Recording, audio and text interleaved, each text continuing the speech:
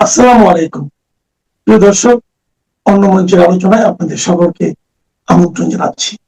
মাত্র ১ মাস আগে ভারত সম্পর্কে বর্ণবিদ্বেষী মন্তব্য করেছিলেন আমেরিকার প্রেসিডেন্ট ডোনাল্ড ট্রাম্প। গত ২৩শে এপ্রিল ভারতকে তিনি নরকুণ্ড বলে মন্তব্য করেছিলেন।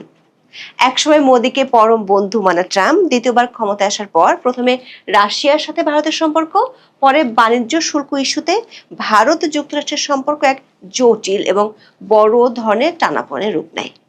কিন্তু ইরান যুদ্ধে বড় ধরনের ধরা খেয়ে চীন থেকে শূন্য হাতে ফিরে চীনকে দমানোর জন্য ট্রাম্পের শেষ ভরসা কোয়াডের যখন যায় অবস্থা, ঠিক তখনই মিস্টার আনপ্রেডিক্টেবল খ্যাত ট্রাম্প নিজে ১৮০ ডিগ্রি ঘুরে গেলেন। দিল্লির সঙ্গে ক্ষতিগ্রস্ত সম্পর্ক ঝালাই করতে পররাষ্ট্রমন্ত্রী মার্কো রুবিওকে পাঠালেন ভারতে। নিজে টেলিফোনে ঘোষণা করলেন, ভারত যা চাইবে তাই পাবে। ট্রাম্পের এমন ঘোষণার পর কূটনৈতিক মহলের বড় প্রশ্ন, ভারত যুক্তরাষ্ট্রের কাছে ঠিক কি কি চায়? বাণিজ্য, প্রতিরক্ষা, ইন্দো প্যাসিফিক অঞ্চলের নিরাপত্তা, এসব শব্দগুলো দেশ দুটির কূটনীতিকদের মুখে প্রকাশ্যই শোনা যায়। কিন্তু যেগুলো শোনা যায় না কিংবা তারা প্রকাশ্যে বলেন না, সেগুলো নিয়ে চলে ট্র্যাক টু ডিপ্লোমেসি কিংবা ব্যাক চ্যানেল ডিপ্লোমেসি। দিল্লির একাধিক কূটনৈতিক সূত্র বলছে, জিনিসপত্র কেনা বেচা, রাশিয়া, চীন, ইরান ইস্যু, ইন্দো প্যাসিফিক অঞ্চলের নিরাপত্তা, এসব দৃশ্যমান ও বহুল আলোচিত ইস্যুর বাইরেও যুক্তরাষ্ট্রের কাছে ভারতের আরো একটি বড় ইস্যু আছে। আবার ভারতেরও যুক্তরাষ্ট্রের কাছে একটি চাওয়া আছে, সেটি হলো মিয়ানমারের রেয়ার আর্থ। যুক্তরাষ্ট্র ও ভারতের মধ্যে গত বছরের সেপ্টেম্বর থেকে বাংলাদেশের একটি ইস্যু নিয়ে দেশ দুটির মধ্যে সমঝোতা পুরোপুরি হয়নি। ইস্যুটি হলো বাংলাদেশের অভ্যন্তরে অন্তর্ভুক্তিমূলক রাজনীতি ও জঙ্গিবাদ ইস্যু, যেটাকে নিজেদের নিরাপত্তার জন্য এই মুহূর্তে অন্যতম বড় ইস্যু হিসেবে দেখছে ভারত। কূটনৈতিক একাধিক সূত্র বলছে, দক্ষিণ এশিয়াতে নিজেদের প্রভাব ভালোভাবে প্রতিষ্ঠার শর্তে পরিষ্কারভাবে বললে বাংলাদেশ ইস্যুতে ভারতের নীতির প্রতি মার্কিন সমর্থন থাকবে এবং ট্রাম্প প্রশাসন দিল্লিকে এই ব্যাপারে সাহায্য করবে, এমন থার্ড পার্টি লিভারেজ ডিপ্লোমেসিতে এক ধরনের সমঝোতা হয়েছে মার্কিন পররাষ্ট্রমন্ত্রী মার্কো রুবিও আর ভারতের জাতীয় নিরাপত্তা উপদেষ্টা অজিত দোভালের মধ্যে। দিল্লির কূটনীতিকরা মনে করেন, ভারত বাংলাদেশের সঙ্গে বিদ্যমান ইস্যুগুলো, বাংলাদেশের অভ্যন্তরীণ রাজনীতি এবং বাংলাদেশ চীন সম্পর্কে বেশ কিছু নাটকীয় পরিবর্তন দেখা যেতে পারে। প্রশ্ন হলো, কেন যুক্তরাষ্ট্র বাংলাদেশ ইস্যুতেও ভারতের সাথে এক হয়ে যাচ্ছে? বিস্তারিত জানতে চলুন যাওয়া যাক বিশ্লেষণে।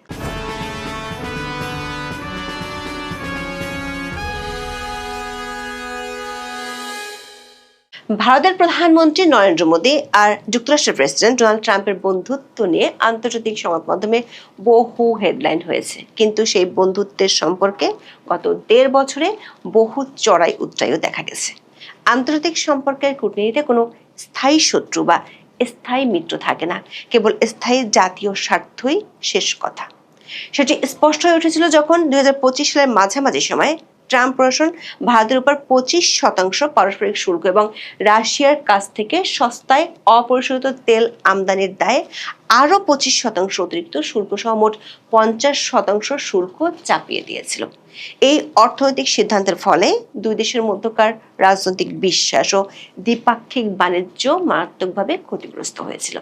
মাঝখানে সেই উত্তপ্ত সম্পর্কের আগুনে বড় ঘি ঢেলেছিল ২০২৫ সালের মে মাসে ভারত ও পাকিস্তানের মধ্যকার সংক্ষিপ্ত কিন্তু তীব্র সামরিক সংঘাতের পর ট্রাম্পের ভূমিকা নিয়ে দিল্লি যখন গভীর অসন্তোষ প্রকাশ করেছিল। গত বছরের এপ্রিলে ভারত শাসিত কাশ্মীরের পাহেলগ্রামে একটি ভয়াবহ হামলায় ২৬ জন হিন্দু পর্যটক নিহত হওয়ার পর ভারত ও পাকিস্তানের মধ্যে যুদ্ধ পরিস্থিতি তৈরি হয়। এরপর ৭ই মে ভারত পাকিস্তানের ভূখণ্ডে বিমান হামলা চালায় এবং দুই দেশই নিজেদের বিজয়ী দাবি করে যুদ্ধবিরতি ঘোষণা করে।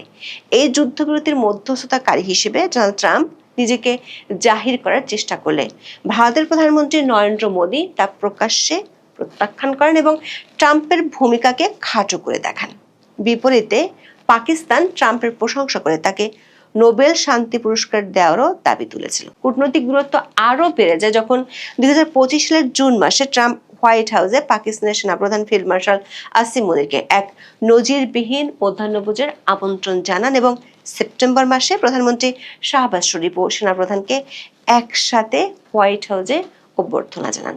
মার্কিন যুক্তরাষ্ট্রের আচমকা পাকিস্তানমুখী নীতি এবং বেইজিং এর সাথে ট্রাম্পের সাম্প্রতিক উচ্চ প্রোফাইল বৈঠকের কারণে দিল্লি বেশ অস্বস্তিতে পড়েছিল। কিন্তু 24শে মে ভারতসহ আন্তর্জাতিক সংবাদ মাধ্যমগুলোর হেডলাইন পুরোপুরি পাল্টে গেছে। সেই হেডলাইন হলো, মোদীকে আবার বন্ধুর সম্বোধন করলেন ট্রাম্প। রবিবার দিল্লির ভারত মণ্ডপে আয়োজিত হয়েছিল আমেরিকার 250তম স্বাধীনতা দিবস উপলক্ষে এক অনুষ্ঠান। ওই অনুষ্ঠানের মাঝেই মার্কিন পররাষ্ট্রমন্ত্রী মার্কো রুবিওকে ফোন করেন ট্রাম্প। টেলিফোনে ট্রাম্প কি বলছেন তা শোনানো হয় লাউড স্পিকারে। ট্রাম্প বলেন তিনি ভারতকে ভালোবাসেন, প্রধানমন্ত্রীকেও ভালোবাসেন। আরো বলেন মোদী মহান। শুধু তাই নয়, ট্রাম্প আরো বলেছেন ভারত যা চাইবে তাই পাবে। এরপর কূটনৈতিক ও আন্তর্জাতিক মহলে দুটি প্রশ্ন নিয়ে আলোচনা হচ্ছে। এক, হঠাৎ ট্রাম্প কেন এমন 180 ডিগ্রি ঘুরে গেলেন? 2, ভারত আসলে কি চায়? বিশেষ করে প্রকাশ্যে যেসব বিষয় নিয়ে কথা হচ্ছে তার আড়ালে কি এমন কোনো বিষয় আছে যেগুলো নিয়ে আলোচনা বা সমঝোতা হয়েছে? এই দুটি প্রশ্নের উত্তর জানতে একটু পিছনে ফিরে যেতে হবে। টাইমস অফ ইন্ডিয়া এবং দ্য টেলিগ্রাফের অনলাইনের খবরে বলা হয়েছে 2025 সালের সেপ্টেম্বর মাসে ভারতের জাতীয় নিরাপত্তা উপদেষ্টা অজিত দোভালের সাথে মার্কিন পররাষ্ট্রমন্ত্রী মার্কো রুবিওর একটি গোপন বৈঠক হয়েছিল। ব্লুমবার্গ এই খবরটি প্রথম প্রকাশ করেছিল। ওই বৈঠকে অজিত দোভাল ট্রাম্প প্রশাসনের অনমনীয় ও আক্রমণাত্মক শুল্ক নীতির বিরুদ্ধে ভারতের অনড় অবস্থান এবং বাংলাদেশ ইস্যুতে আঞ্চলিক নিরাপত্তার বিষয়টিতে ভারতের চাওয়া বলে তুলে ধরেছিলেন। যুক্তরাষ্ট্রের মাথায় তখন ছিল শুধু বাণিজ্য শুল্ক আর যে কোনো মূল্যে ভারতকে রাশিয়ার কাছ থেকে দূরে রাখা। আর ভারত তখন একসাথে লড়ছিল বাংলাদেশ ইস্যু আর মার্কিন শুল্ক নিয়ে। 24 5 আগস্ট বাংলাদেশের রাজনৈতিক পট পরিবর্তনের পর দেশটির সাথে ভারতের সম্পর্ক তলানিতে গিয়ে ঠেকেছিল। দর্শক, দক্ষিণ এশিয়ায় ভারত চীনের সাথে পাল্লা দিয়ে যে ভূ রাজনীতি করত তাতে বড় রকমের ছেদ পড়ে। বিশেষ করে ভারতের চিরশত্রু পাকিস্তানের প্রভাব বাড়ে বাংলাদেশের উপর। অন্যদিকে বাংলাদেশের উপর ইন্দো প্যাসিফিক অঞ্চলে ভারতের মিত্র বলে পরিচিত যুক্তরাষ্ট্রের প্রভাব সবচেয়ে বেশি বাড়ে ইউনুসের আমলে। 2025 সালের মধ্যে ভারত, ওমান, নিউজিল্যান্ড এবং যুক্তরাজ্য ছাড়াও ইউরোপীয় ইউনিয়নের সাথে মাদার অফ অল ট্রিটি করে আমেরিকার বাণিজ্য শুল্ক ইস্যুটি খানিকটা সামাল দেয়। কূটনৈতিক সূত্রগুলো বলছে বাংলাদেশেও নির্বাচনের মাধ্যমে ভারত বিরোধী ইউনূস সরকার চলে যায়। নির্বাচনের আগেই বাংলাদেশ ইস্যু নিয়ে, বিশেষ করে দেশটিতে অন্তর্ভুক্তিমূলক নির্বাচন নিয়ে ভারতের সাথে যুক্তরাষ্ট্রের বেশ কয়েকটি বৈঠক হয়েছিল। কিন্তু তখন যুক্তরাষ্ট্র ভারতের পক্ষে সায় দেয়নি। পরিষ্কারভাবে বললে রিফাইন্ড আওয়ামী লীগকে নির্বাচনের সুযোগ দেওয়ার পক্ষে ছিল যুক্তরাষ্ট্র প্রশাসন, কিন্তু ভারত ও আওয়ামী লীগ তাতে রাজি না হওয়ায় শেষ পর্যন্ত আওয়ামী লীগকে ছাড়াই নির্বাচন হয়। প্রায় একই সময় ফেব্রুয়ারিতে মার্কিন, ইসরায়েল ও ইরানের মধ্যে যুদ্ধ শুরু হয়। হরমুজ প্রণালী অবরুদ্ধ হয়ে পড়ে এবং বিশ্ব বাজারে তেলের সরবরাহ ব্যাহত হয়ে দাম মারাত্মকভাবে বেড়ে যায়। এই সংকটের মুখে মার্কিন প্রশাসন বুঝতে পারে ভারতকে রাশিয়ার তেল কেনা থেকে পুরোপুরি বিরত রাখা সম্ভব নয়, কারণ তা বিশ্ব বাজারে জ্বালানি তেলের সংকটকে আরো তীব্র করবে। ফলে বাধ্য হয়ে মার্কিন সরকার 2026 সালের 6 মার্চ এবং পুনরায় 17 এপ্রিল ভারতকে রাশিয়ার তেল কেনার জন্য বিশেষ শুল্ক ছাড় মঞ্জুর করে। আর ইরান যুদ্ধে মধ্যপ্রাচ্য মিত্রদের কাছে কোণঠাসা হয়ে শেষ পর্যন্ত চীন সফরে যান ট্রাম্প। সেখানে গিয়ে বোয়িং বিমান বেচা ছাড়া আর তেমন কোনো সাফল্য না পেয়ে নিজের পররাষ্ট্রমন্ত্রী মার্কো রুবিওকে পাঠান দিল্লিতে। কারণ এর মধ্যে ভারতের সাথে সম্পর্কের দূরত্বের কারণে চীনকে ঠেকানোর জন্য আমেরিকা যে কোয়াড বানিয়েছিল সেটির মরণ ঘটতে চলেছে ভারতের অনীহার কারণে।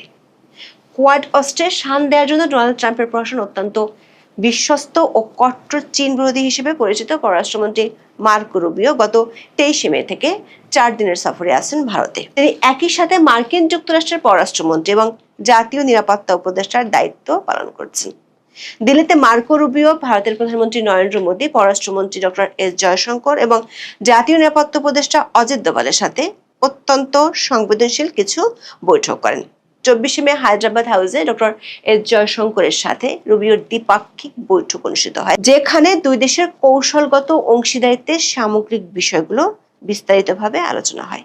বৈঠকটি বেশ লম্বা হওয়ার কারণে মাঝখানে দুই দেশের পররাষ্ট্রমন্ত্রী সাংবাদিকদের ব্রিফ সেরে নেন। এরপর রুবিও লম্বা একটি বৈঠক করেন ভারতের জাতীয় নিরাপত্তা উপদেষ্টা অজিত দোভালের সঙ্গে।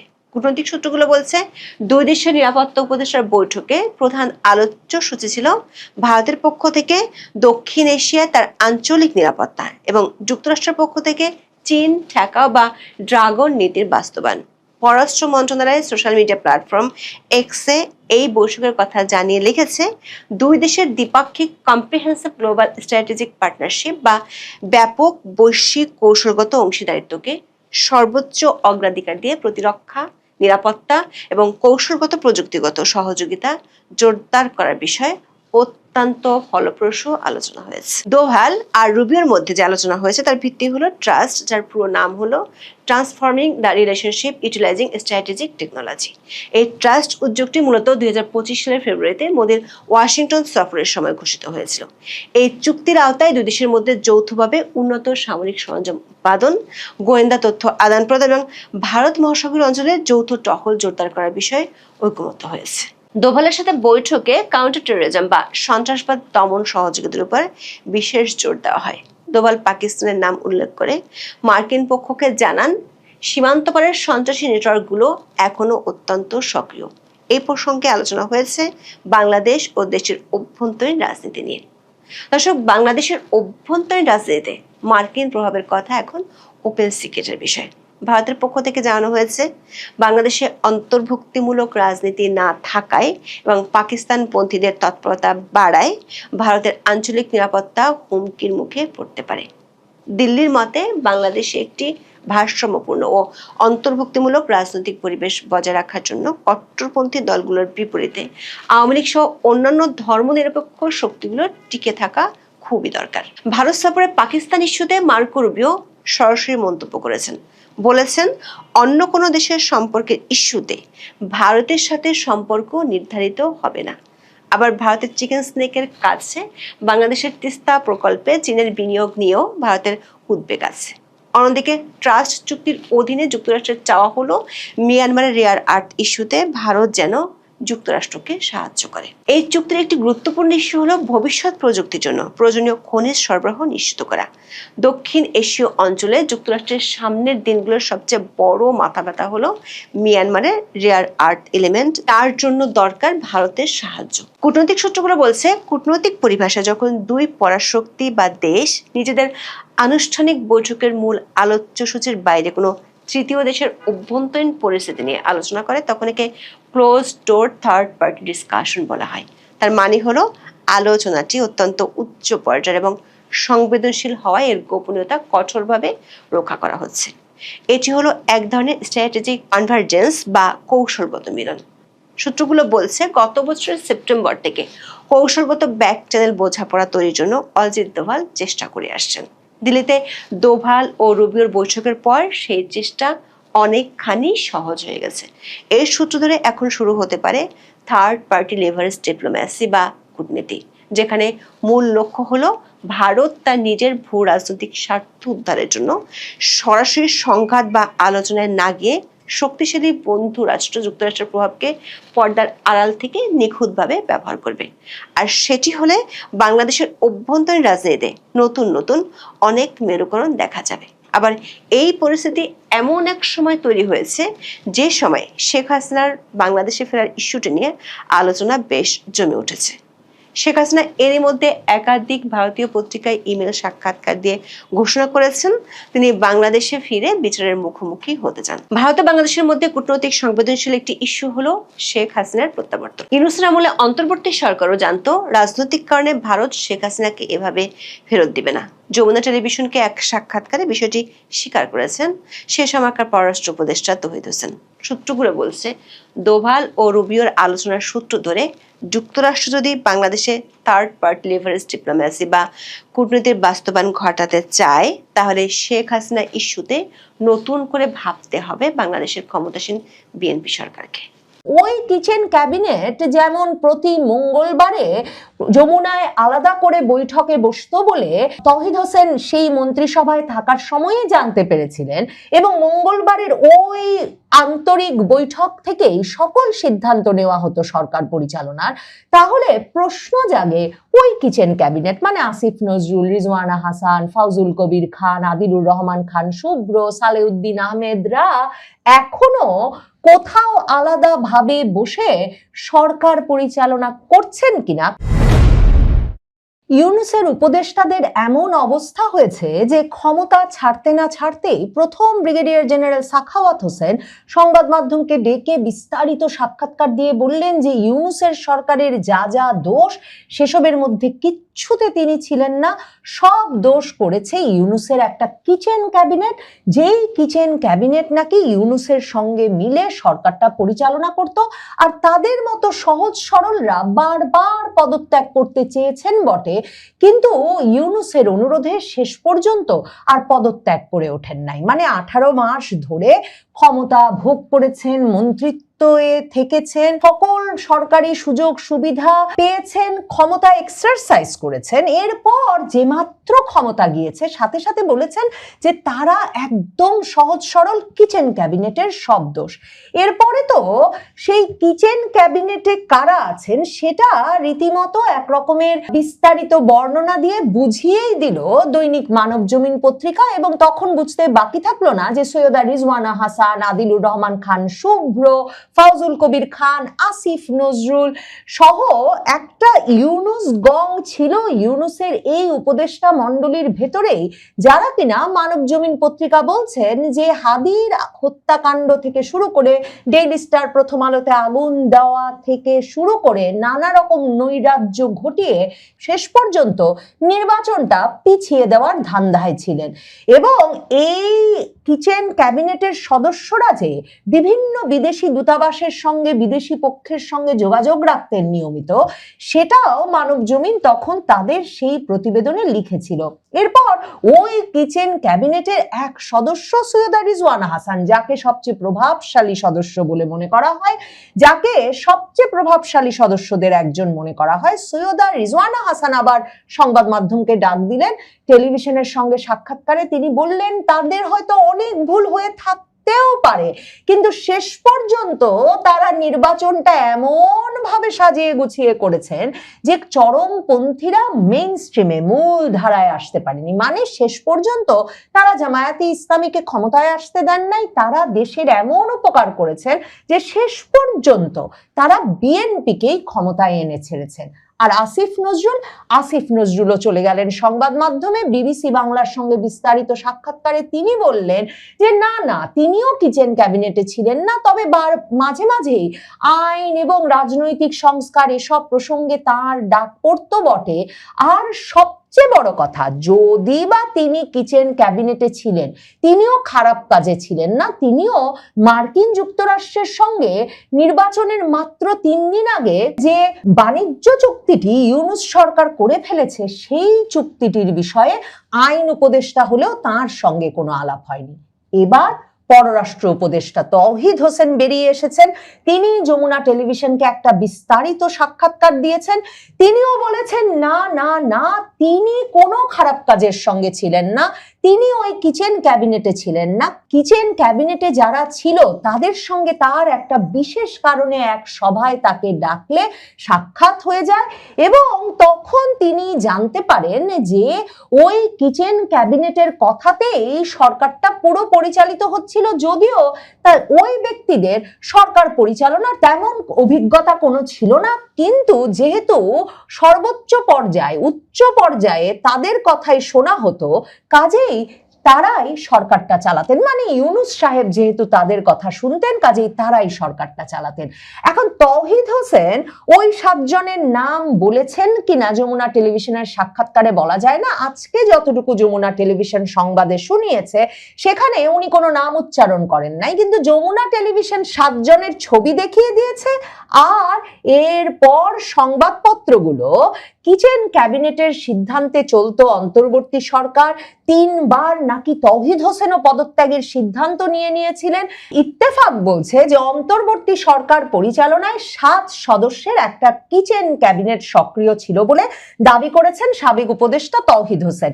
এবং তৌহিদ হোসেনের ওই সাক্ষাৎকারটার সঙ্গে যমুনা টিভি যাদের ছবি দেখিয়েছে পর্দায়, তার মধ্যে ইউনূসের চারপাশে তারা আসিফ নজরুল, রিজওয়ানা হাসান, আদিলুর রহমান খান শুভ্র, ফাউজুল কবির খান, এই যে ব্যক্তিরা, এদের ছবি তো দিয়েছেই, এদের কথা তো আমরা আগেও শুনেছি। এর পাশাপাশি তারা সালেউদ্দিন আহমেদ এবং অধ্যাপক ওয়াহিদউদ্দিন মাহমুদের ছবিও দেখিয়েছে।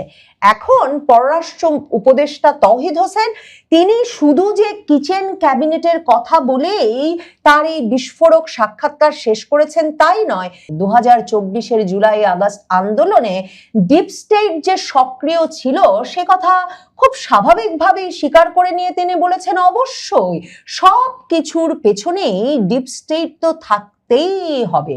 এবং তার চেয়েও বিস্ফোরক, তিনিও বলেছেন, তিনিও বা যদিও পররাষ্ট্র উপদেষ্টা, তিনিও নাকি নির্বাচনের মাত্র 3 দিন আগে কেন ইউনূস সরকারকে মার্কিন যুক্তরাষ্ট্রের সঙ্গে এমন একটা বাণিজ্য চুক্তি করতে হলো সে বিষয়ে কিচ্ছু জানতেন না। এবং তৌহিদ হোসেনও বলেছেন 3 বার তিনিও পদত্যাগ করতে চেয়েছিলেন, তবে ইউনূস সাহেব এটা সরকারের জন্য খুব বিব্রতকর হয়ে যাবে বলায় তিনি আর শেষ পর্যন্ত পদত্যাগ করেন নাই, মন্ত্রী পদেই বসে থেকেছেন। ইউনূস সরকারের কোনো পাপের ভাগ যে এখন আর এমনকি কিচেন ক্যাবিনেটে থাকা আসিফ নজরুল, রিজওয়ানার হাসানরা থেকে শুরু করে যারা বলছেন তাদেরকে কিচেন ক্যাবিনেটে নেওয়া হয় নাই, সেই ব্রিগেডিয়ার সাখাওয়াত কিংবা পররাষ্ট্র উপদেষ্টা তৌহিদ হোসেনও নিতে চাচ্ছেন না। তার প্রমাণ তৌহিদ হোসেন শুধু যে মার্কিন চুক্তি সম্পর্কে তিনি কিছু জানতেন না সেটা বলেই থেমেছেন তাই নয়, তিনি বলেছেন আওয়ামী লীগ অবশ্যই রাজনীতিতে ফিরে আসবে, আওয়ামী লীগ বিলীন হয়ে গেছে বা এরকম কিছু ভাববার কোনো কারণই নাই। তিনি বলেছেন তিনি মনে করেন, তিনি বিশ্বাস করেন আওয়ামী লীগ আগামী নির্বাচনেই অংশগ্রহণ করবে।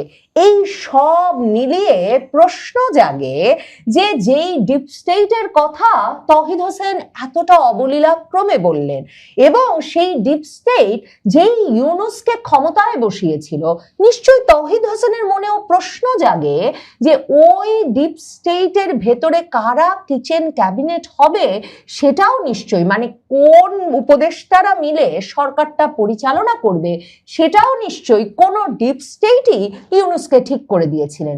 আমি নিশ্চিতভাবে ধারণা করি যে তৌহিদ হোসেনের সাক্ষাৎকারটা শুনলে আবারও অনেকের মনে আমার মতো প্রশ্ন জাগবে যে ওই কিচেন ক্যাবিনেট যেমন প্রতি মঙ্গলবারে যমুনায় আলাদা করে বৈঠকে বসতো বলে তৌহিদ হোসেন সেই মন্ত্রিসভায় থাকার সময়ই জানতে পেরেছিলেন এবং মঙ্গলবারের ওই আন্তরিক বৈঠক থেকেই সকল সিদ্ধান্ত নেওয়া হতো সরকার পরিচালনার, তাহলে প্রশ্ন জাগে ওই কিচেন ক্যাবিনেট মানে আসিফ নজরুল, রিজওয়ানা হাসান, ফাউজুল কবির খান, আদিলুর রহমান খান শুভ্র, সালেউদ্দিন আহমেদরা এখনো কোথাও আলাদা ভাবে বসে সরকার পরিচালনা করছেন কিনা। কারণ না হলে বাংলাদেশের বর্তমান সরকার, তারেক রহমান সরকার কেন প্রশ্ন তুলছে না যে কি কারণে ওই সরকার সত্যিকার অর্থেই মাত্র 3 দিন আগে ওই চুক্তিটি করলো, যেই চুক্তিটির মাধ্যমে অনেকেই বলছেন বাংলাদেশকে এক রকমের মার্কিন যুক্তরাষ্ট্রের কাছে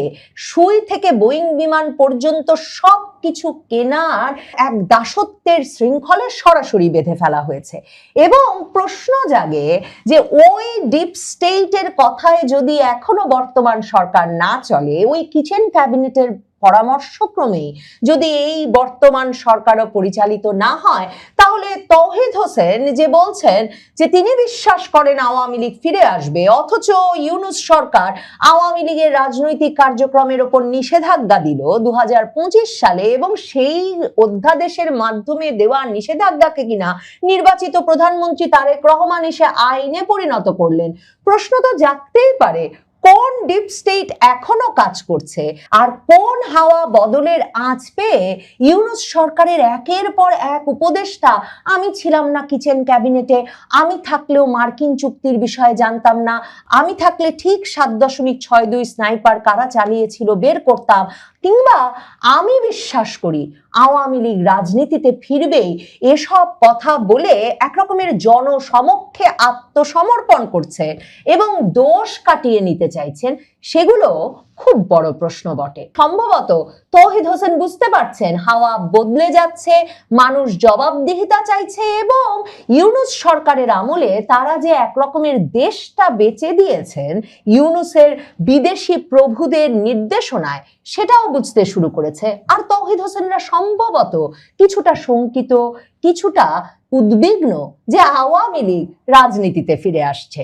তৌহিদ হোসেন পরিষ্কার বলছেন যে নির্বাচনের মাত্র 3 দিন আগে ওই যে মার্কিন যুক্তরাষ্ট্রের সঙ্গে চুক্তিটা, সেটা তো কোনো বাধ্যবাধকতা না থাকলে ইউনূস সরকারের করার কথা না, বরং তাদের এটা নির্বাচিত সরকারের জন্য রেখে দেওয়ার কথা।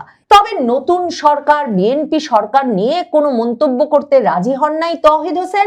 তিনি বলেছেন যুক্তরাষ্ট্র, চীন ও ভারতের মতো প্রভাবশালী দেশগুলোর সাথে কূটনৈতিক ভারসাম্য বজায় রাখাই তারেক রহমানের জন্য বড় চ্যালেঞ্জ হবে এবং তিনি বলেছেন এই কোনো দেশের পক্ষে নয়, সকল দেশের সঙ্গেই বন্ধু, সেটাই আগেও বাংলাদেশের পররাষ্ট্র নীতি ছিল এবং সেটাই তারেক রহমানকে ধরে রাখতে হবে। সম্ভবত তৌহিদ হোসেন পরিষ্কার বুঝতে পারছেন যে সেই নীতি থেকে সরে গিয়ে ইউনূস সরকার বিশেষ বিশেষ দেশের সঙ্গে যে মাখামাখি করছিলেন, সেই মাখামাখির নীতি থেকে সরে এসে যে জাল তারেক রহমানকে আষ্টে পৃষ্ঠে বেঁধে রেখেছে, সে জাল ছিঁড়ে বেরিয়ে এসে তারেক রহমানের পক্ষে স্বাধীন সিদ্ধান্ত নেওয়া মুশকিল।